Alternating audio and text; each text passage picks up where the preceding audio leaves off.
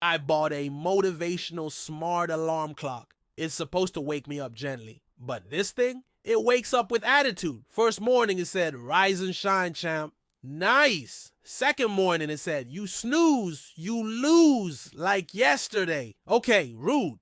Third morning I snoozed it. It replied, you really think success sleeps in? Pathetic. Then one day, I tried turning it off. It called my mom. Now I wake up at 5 a.m. Not because I want to, because I'm scared.